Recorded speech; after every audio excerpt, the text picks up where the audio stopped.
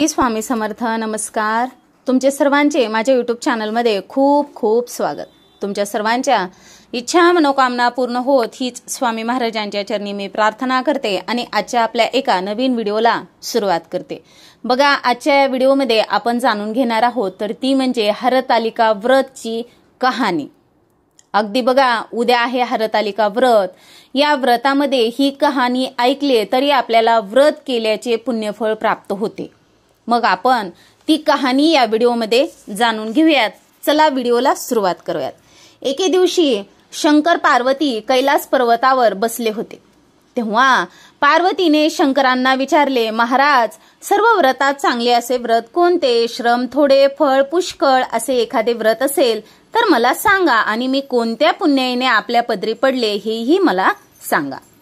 तेव्हा शंकर म्हणाले, जसा नक्षत्रात चंद्र श्रेष्ठ, ग्रहात सूर्य श्रेष्ठ, 4 वर्णात ब्राह्मण श्रेष्ठ, देव 7 विष्णू श्रेष्ठ आहे ते तुला सांगतो. तेच तू पूर्वजन्मी हिमालय पर्वतावर केलेस आणि त्याच पुण्याईने तू मला प्राप्त झालीस. ते एक हे व्रत भाद्रपद महिन्यातल्या पहिल्या तृतीयेला करावे. ते पूर्वी तू कसे केलेस ते मी तुला आता सांगतो. तू लहानपणी मी तुला प्राप्त व्हावं म्हणून मोठे तप केलेस. 64 वर्षे तर झाडाची पिकली पाने खाऊन होतीस.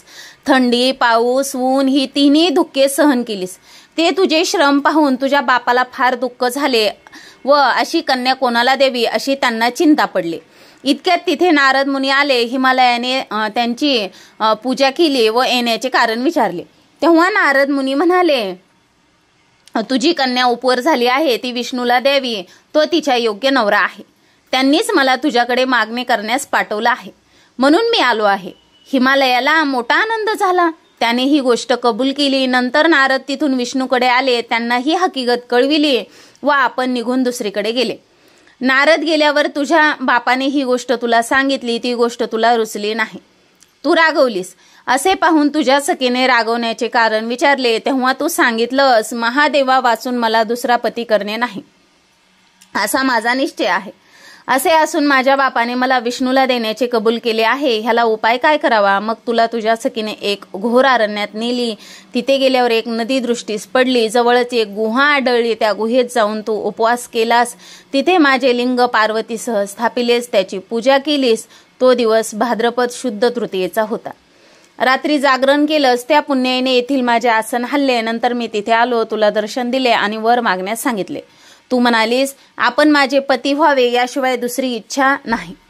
नंतर ती गोष्ट मी मान्य केली, गुप्त झालो. पुढे दुसऱ्या दिवशी ती व्रत पूजा तू विसर्जन केलीस. मैत्रिणीसह त्याचे पारणे केलेस. इतक्यात तुझा बाप तिथे आला. त्यांनी तुला इकडे पळून येण्याचे कारण विचारले. मग तू झालेली हकीकत त्याला सांगितलीस. पुढे त्याने तुला मलाच देण्याचे वचन दिले. तुला घेऊन घरी गेला. मग काही दिवसांनी चांगला मुहूर्त पाहून मला अर्पण केली.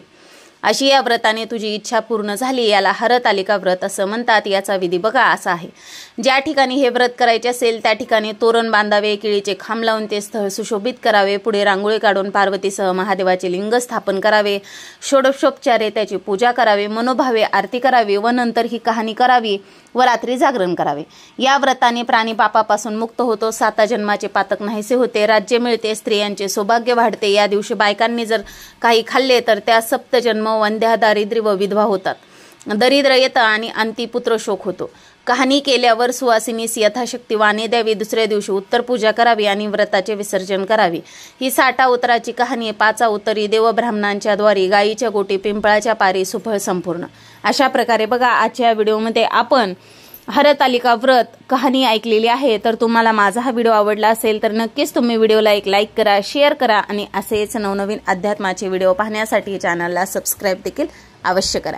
झालेली सेवा भोलेनाथांच्या चरणी अर्पण करते आणि माझा हा व्हिडिओ इथंच थांबवते. श्री स्वामी समर्थ. जय जय स्वामी समर्थ. धन्यवाद.